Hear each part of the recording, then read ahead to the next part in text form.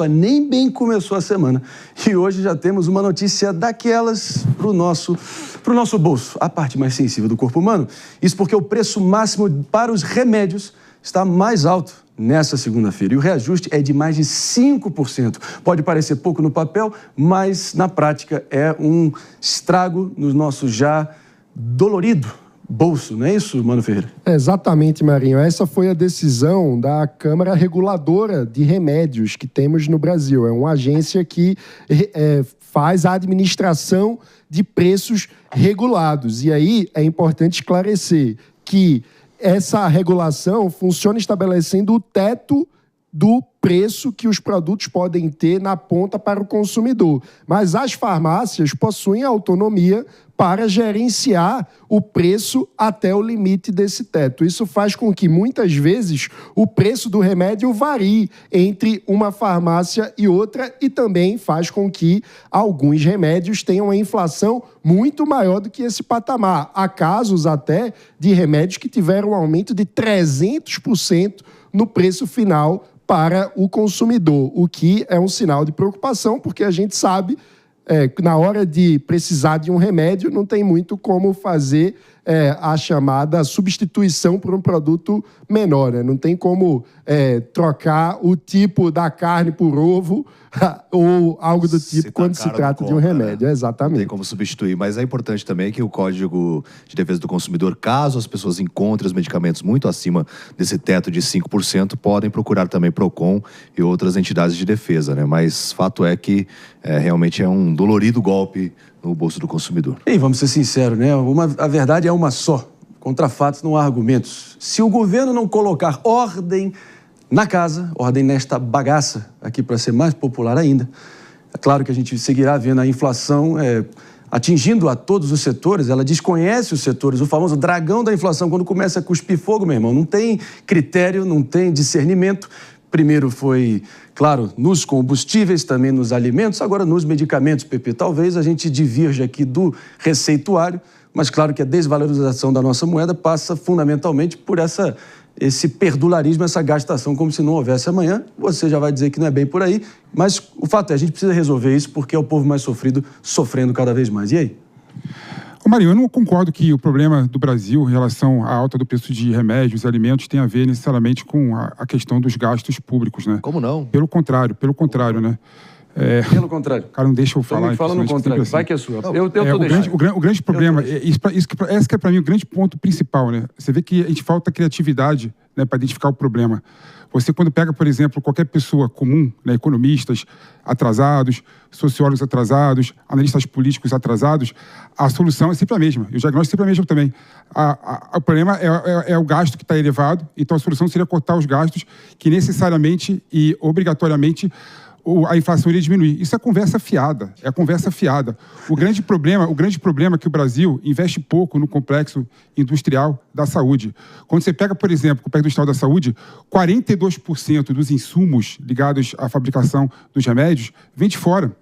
Por que o Brasil não aumenta de 42%, né, a dependência dos produtos de fora para quase zero, né? Com isso, o insumo que é vinculado ao dólar iria ser vinculado ao real e o custo do remédio iria cair, né? É uma solução muito mais voltada para a inovação institucional do que somente para um receituário neoliberal que não resolve o problema. Então, assim, se a gente quer, por exemplo... E outro ponto interessante, concluindo, Marinho, por favor. Todos os países do mundo, quando querem se desenvolver economicamente, eles investem em dois setores, né? Complexo industrial militar, né, de defesa, que o Brasil não tem. Então, até que os Estados Unidos, grande parte da inovação é ligada ao complexo industrial de defesa e o complexo industrial da saúde, que o Brasil está muito atrasado. Agora, então, se o Brasil investir no complexo industrial da saúde de modo a criar outros tipos de medicamentos, né? Olha a nossa riqueza, né, biotecnológica, né? Olha o quanto que deve ter na Amazônia, que é pouco explorado, né? Podia ser um remédio inovador que a gente venderia para fora do Brasil. Olha o quanto que a gente é dependente de insumos externos, né? Então, com uma medida dessa, muito mais proativa, a gente conseguiria sobremaneira, reduzir o valor dos alimentos no Brasil. PP para deputado. Os medicamentos do Brasil. Até me emocionei aqui, repare bem. Agora, mano, deve ser uma incrível coincidência, né? Que a gente está diante de um governo federal que, ideologicamente, né? E também contra absolutamente todas as evidências da realidade, deve ser uma incrível coincidência que o Brasil é o único país do planeta Terra que possa se permitir gastar como se não houvesse amanhã, sem sacrifício algum, e achar que isso vai resolver os problemas do país. É o único país que possa fazer isso. É o que eu tenho dito. Parece que é aquele nutricionista que, para te realmente colocar você na rédea curta e emagrecer, te receita 3 pizzas por dia. Não é por aí? Pois é, Marinho. E é curioso, porque os temas acabam se relacionando no seguinte sentido. O Brasil, de fato, na comparação internacional, investe muito pouco. De modo geral, o investimento no Brasil é baixo.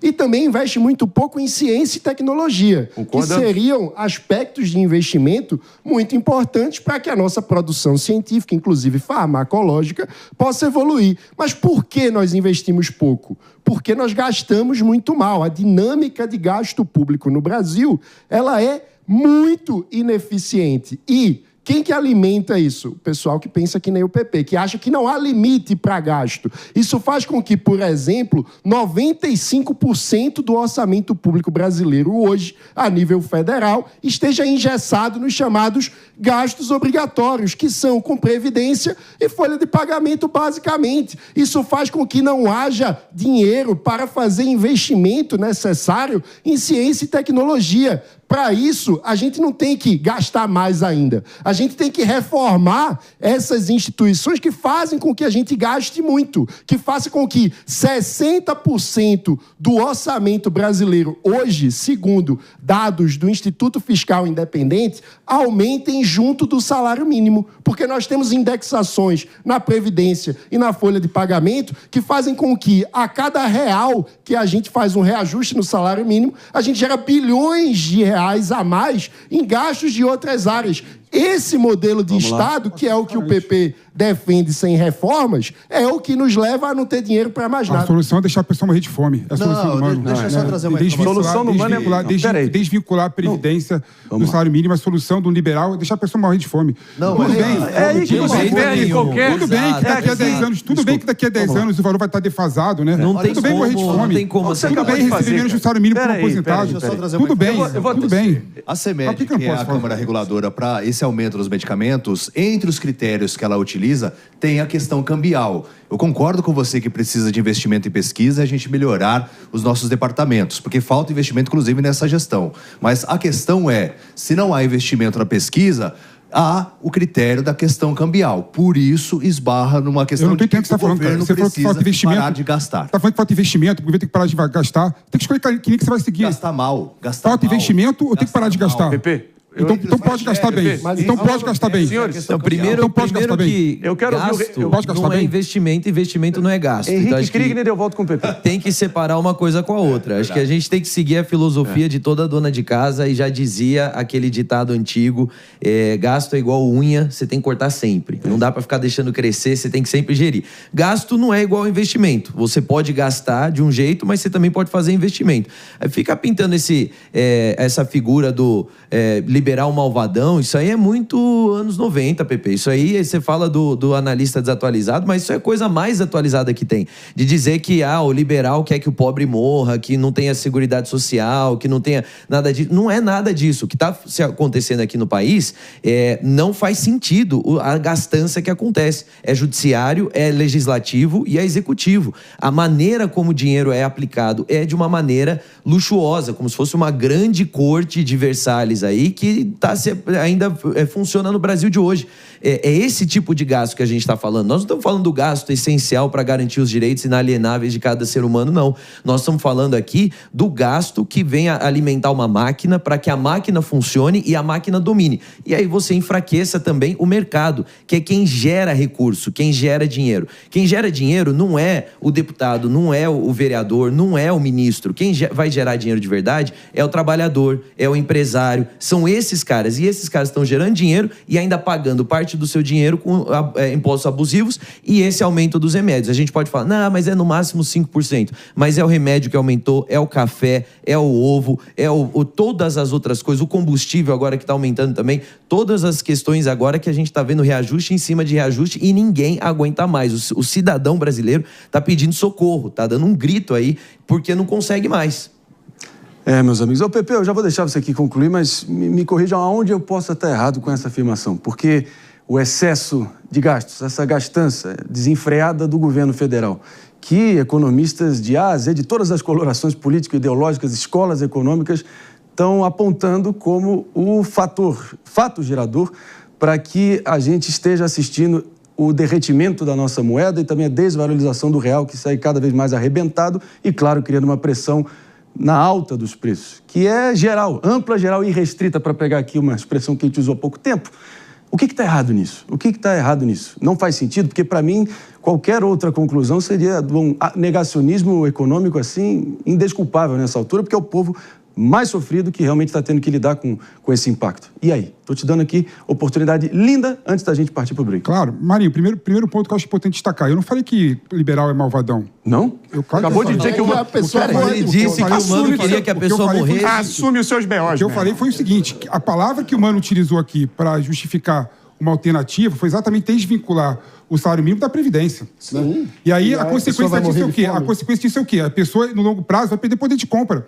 Vai perder poder de compra. Vamos aumentar se um salário mínimo que mais de metade das pessoas recebe com aposentadoria, né, for desvinculado do salário mínimo, o que vai acontecer? As pessoas não vão ter dinheiro para comprar as suas coisas básicas. É bom lembrar, por exemplo, mano, as pessoas que se aposentam estão com uma idade avançada na sua maioria. O que vai acontecer? As pessoas gastam mais dinheiro com remédio do que com comida. E você está querendo que ela faça o quê? Escolha que você vai comer, você vai usar o remédio? Eu quero que a gente controle a inflação e pare de roubar o poder de compra mas dela. Não por aí. Mas não desvinculando o salário mínimo do valor da aposentadoria e de outros benefícios, né, previdenciários, completamente errado. Então, e agora, interessante que você perguntou para mim, né, Marinho, infelizmente, os economistas e os livros de economias, em sua maioria, nesse aspecto, o Lula tem razão, né, estão completamente desatualizados. Por que desatualizados? Todos, né? Porque tem um enfoque muito grande no lado da demanda, né? Vou aumentar a taxa de juros, o brasileiro e o povo vai deixar de consumir, né? E deixando de consumir, a inflação será controlada. Poxa, enfoque no lado da oferta. Se você aumentar a quantidade de produção de bens e de serviços, o que vai acontecer? A inflação diminuirá se você aumentar a taxa de juros. Claro, mas para você fazer isso, você tem que necessariamente, né, reduzir a taxa de juros. Aí tem um ponto que eu discordo, que foi colocado pelo Kriegler. Às vezes é necessário despesas e não investimentos. Quando eu não sei, por exemplo, qual indústria farmacêutica eu vou investir, né, e várias delas podem dar errado, pode falir, eu tenho que ter instrumentos institucionais de modo a botar dinheiro, mesmo que eu perca esse dinheiro. Sabendo que eu posso investir 10 vezes numa empresa ruim, mas se eu investir em uma empresa boa, faz sentido e é algo bom para a economia e para o Brasil. Então vocês estão completamente atrasados na visão de vocês de mundo, na visão de vocês sobre o complexo industrial da saúde. O fato é o seguinte, para qualquer complexo militar ou nacional da saúde, tudo que a gente precisa da nossa química fina, dos nossos fármacos, isso é um projeto que deveria ter começado na época, como o Ciro Gomes, seu grande guru, sempre diz, ali na época da lua de mel do governo, na hora de propor, na hora que tinha um respaldo nacional. Agora, aí na antevéspera de uma eleição que vai ser uma briga de cachorro grande e de rua, não tem a menor condição de vislumbrar que o governo tem a grandeza e também o planejamento estratégico para impor uma revolução aí na nossa maneira de criar nossas próprias cadeias de suprimento. Pode ser interessante, debate bom, mas fica para depois, porque o momento agora é de puro oportunismo politiqueiro, com perdão aqui da expressão, Mano Ferreira. Mas estou contigo nessa.